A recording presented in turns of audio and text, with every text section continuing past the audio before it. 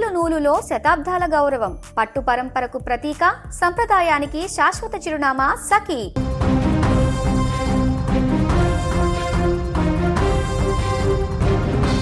Cinema వెండితెరపై stylish దొంగతనాలు చూసి ఈలలు వేస్తాం, కానీ అదే సీన్ రియల్ లైఫ్లో రిపీట్ అయితే అచ్చం జులై సినిమాలో విలన్ భారీ డబ్బు దొంగతనం స్కెచ్ వేసినట్లుగా నిమిషాల్లో పని కానిచ్చేసి పోలీసుల కళ్ళు గప్పి మాయమైపోతే శ్రీ సత్యసాయి జిల్లాలోని పట్టుచీరల నగరం ధర్మవరంలో సరిగ్గా ఇలాంటి ఘటనే జరిగింది.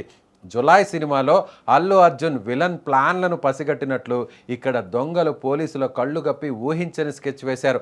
ఐడిఎఫ్సి ఫస్ట్ బ్యాంక్ ఏటీఎం సెంటర్లోకి చొరబడ్డం, క్షణాల్లో దాన్ని పెకిలించి మరీ వాహనంలో వేసుకోవడం, చూస్తుండగానే మాయమైపోవడం, ఇదంతా అచ్చం జులై సినిమాలో సీన్స్నే తలపించేలా అనిపిస్తోంది.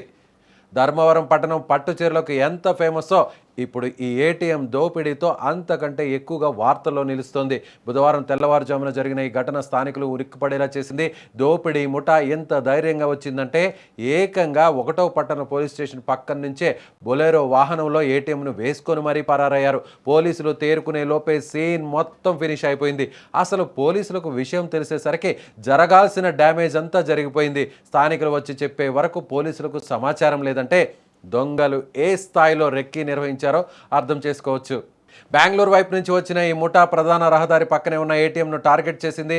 ఏటీఎంను వాహనంలో ఎక్కించుకున్న తర్వాత వారు రాప్తాడు మండలం హంపాపురం సమీపానికి చేరుకున్నారు. అక్కడ ఏటీఎంను పగలగొట్టి అందులో ఉన్న సుమారు 4,70,000 రూపాయల నగదును దోచుకున్నారు. తెల్లవారుజామున ధర్మవరంలో ఏటీఎంను ఎత్తుకొచ్చిన ఈ కిలాడి దొంగలు రాత్రి వరకు హంపాపురంలో పరిసరాల్లోనే ఉండి దాన్ని ధ్వంసం చేయడం గమనార్హం. పోలీసుల గస్తీ లోపమో లేక దొంగల వేగమో కానీ శ్రీ సత్యసాయి జిల్లా సరిహద్దులను వారు చాలా సులువుగా దాటేశారు.